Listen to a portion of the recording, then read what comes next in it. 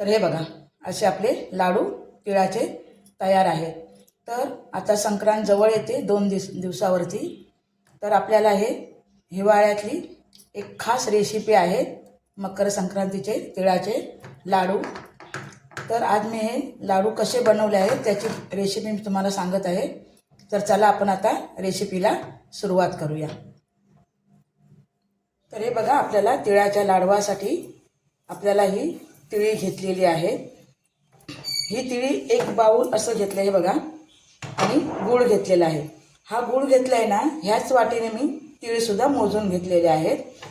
हे आपल्याला समप्रमाणातच घ्यायचं आहे, जेवढे तीळ असतील तेवढेच गूळ घ्यायचा आहे। आणि त्याची पावभाग मी शेंगदाणे घेतलेले आहेत आणि ही वेलची आहे। तर आपल्याला आधी हे सगळं साहित्य शेंगदाणे आणखी तिळी सुद्धा मंद गॅस करून आपल्याला भाजून घ्यायची आहे। तर चला आपण आधी हे भाजून घेऊया। हे बघा आपण आता तीळ भाजण्यासाठी भांड्यात ओतलेले आहे। ह्याला आपण आता गुलाबी कलर येईपर्यंत परतायचे आहे। जास्त सुद्धा आपण हे करपवायचे नाही आहे, गॅस मंद ठेवायचा आहे। कारण माझ्याकडे कढई नाही आहे म्हणून मी या पॅनमध्ये करते। बघा आपले आता तीळ इथे भाजून झालेले आहे। ह्याला आता आपण काढून घेऊया।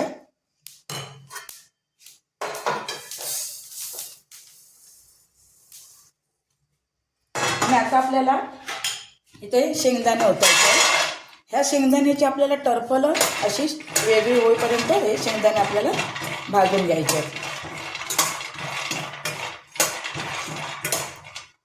हे बघा आपले शेंगदाणे सुद्धा इथे व्यवस्थित भाजलेले आहे। ह्याला आता आपण थंड व्हायला देऊया आणि त्यानंतर आपण मिक्सरमधून थोडं परतून हे करून घेऊया। मिक्सरमध्ये लावून एकदम जास्त बारीक करून घ्यायचे नाही आहे। हे शेंगदाणे जाडसर असे आपल्याला मिक्सरला लावून घ्यायचे आहे। दाताखाली आपल्याला लाडू खाताना ना शेंगदाण्याचा असा तुकडा वगैरे असा मिळायला पाहिजे इतपत आपण हे शेंगदाणे बारीक करायचे आहे।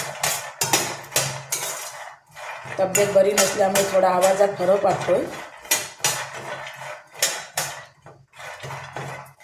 15 दिवस झाले तब्येतच बरी वाटत नाही आहे। चला हे आपण थंड व्हायला ठेवूया। हे बघा आपण आता हे व्यवस्थित सोलून घेतलेले आहे। हे बघा आता आपल्याला हे जाडसर असे भरडून घ्यायचे आहे, जास्त बारीक करायचे नाही आहे। हे बघा असे आपल्याला जाडसर वाटून घेतलेले आहेत। हे बघा आता आपल्याला गूळ वितळवायचा आहे। तर मी दाखवते तुम्हाला मी कसा वितळवते तो। आपण मगाचा पॅन इथे ठेवलेला आहे, त्यात आपण आता पाणी ओतणार आहोत। मी कशा पद्धतीने पाक करते ते तुम्हाला दाखवते। हे बघा आणि ह्यात आपण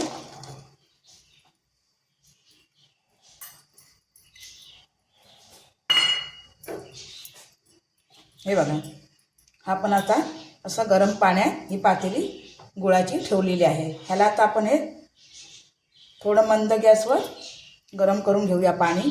जसं पाणी गरम होणार तसा पाक आपला ते गूळ वितळणार। हा बघा आपला आता गूळ इथे वितळायला सुरुवात झाली आहे।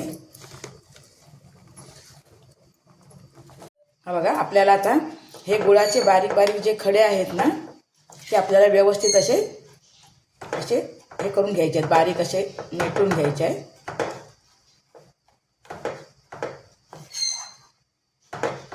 पाक करायचं म्हटलं का ताईनं जरा थोडा म्हणजे कठीण जातं, म्हणून ही सोपी पद्धत आहे। तुम्ही सुद्धा नक्की असंच करून बघा।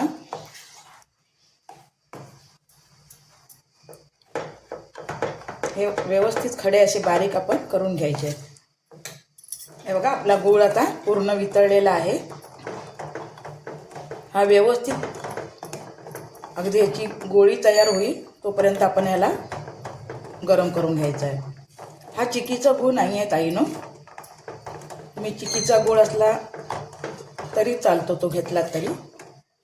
मी हा साधा गूळ घेतला आहे आपला। हे बघा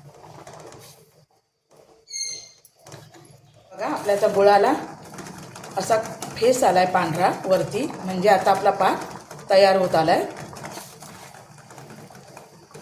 हे आपल्याला बघायचं असेल ना पाक आपला ओके आहे काय, तर हे बघा, असे डिशमध्ये पाणी घ्यायचं आणि त्यात असं हे टाकायचं. ते जर व्यवस्थित असं गोळी होत आली तर आपला पाक तयार झाला समजायचा. अजून झालेला नाही आहे पाक तयार, अजून थोडा वेळ आपण ह्याला असं गरम व्हायला ठेवायचं आहे. हा बघा, हा आता आपला पाक तयार झालेला आहे. हे बघा, आपण ह्या डिशमध्ये आपण काढून बघायचा आणि ह्याची अशी गोळी तयार झाली तर आपल्याला हा पाक तयार झाला असं समजायचं. दाखवते तुम्हाला मी. हे बघा, हे बघा, अशी आपली गोळी तयार होते. हे बघा, तर आपला पाक आता इथे तयार झालेला आहे. हा पाक ह्या भांड्यात ओतून घेणार आहोत, कारण आपल्याला आता तिळी मिक्स करायची आहे.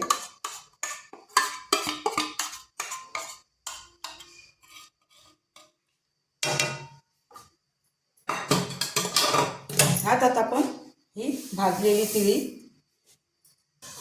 आणि शेंगदाणे हे सगळं एकत्र करायचं आहे आणि थोडीशी 1 चमचाभर वेलची पावडर.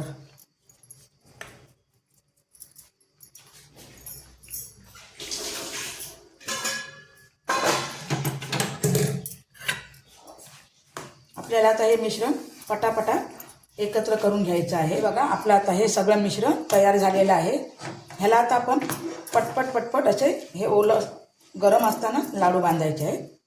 हे बघा, आपण आता ह्या चमच्याच्या साहाय्याने इथे थोडे थोडे असं पटापटा टाकून घेणार आहोत.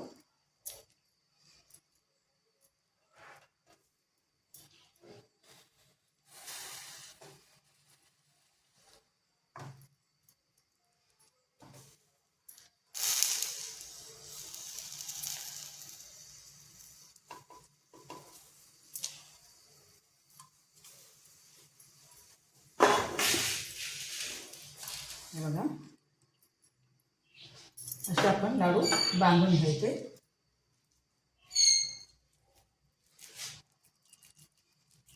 काही नाही, गरम आहेत भरपूर.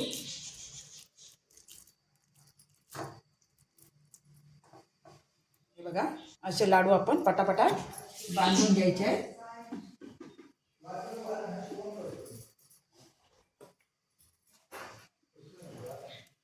हे बघा,